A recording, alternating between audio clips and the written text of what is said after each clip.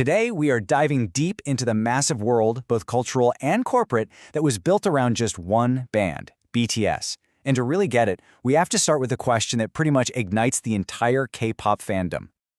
If you spent any time in the K-pop universe, you've heard this debate: who really paved the way for global success?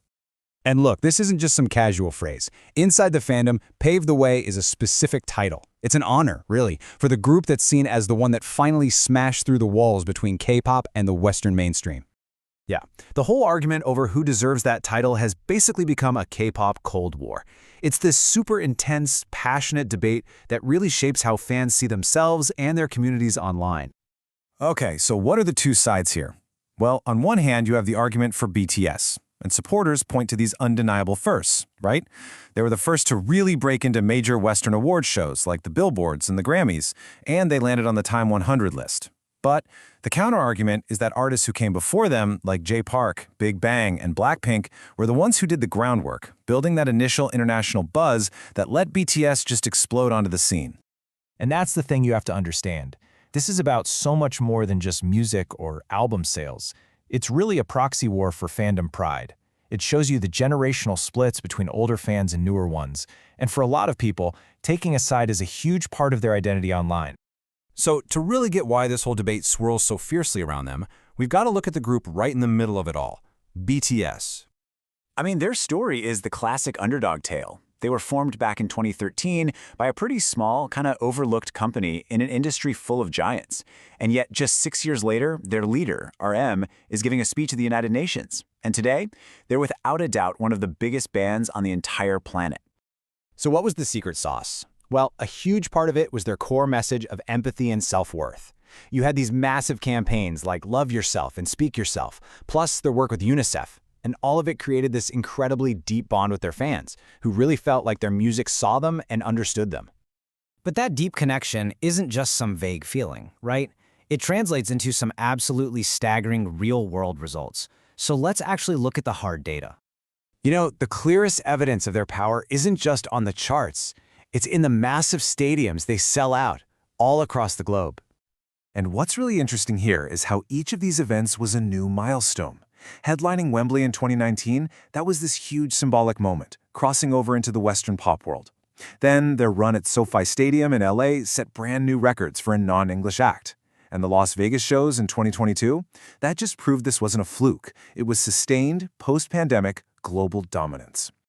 And the financial side of it is just, it's mind-blowing. That 4-night run at SoFi Stadium alone grossed over $33 million. Just let that sink in for a second. That's not just a successful concert series, that's the kind of money that completely reshapes an industry. But this whole success story has a really complex twist, because that little underdog company that launched them, well, it didn't stay little. It grew into something much, much bigger, the Hybe Corporation. And the evolution was just stunningly fast. The small label, BigHit Entertainment, rebrands itself as Hybe Corporation and basically overnight transforms into this multi-billion-dollar giant, branching out into tech, crypto, gaming, even real estate. And this slide just lays out the tension that a lot of fans feel so perfectly. On one side, you've got the original identity, right? The underdog story, the love yourself message, the speech at the UN. But on the other side, you've got the new reality, Hybe, the massive corporation with its crypto ventures and its status as a corporate flagship. So you can see where this really creates a conflict for the fandom. How do you square the band's message about authenticity and self-love with this super aggressive capitalist expansion of their parent company? It's a tough one. Okay, so let's put the fandom debate aside for just a moment. What is the actual measurable impact that BTS has had on the world? You know, how have they widened that path? Well, the effect is just, it's undeniable. They made hearing Korean lyrics on Western radio and TV totally normal. They made it standard for K-pop groups to be part of the global pop conversation.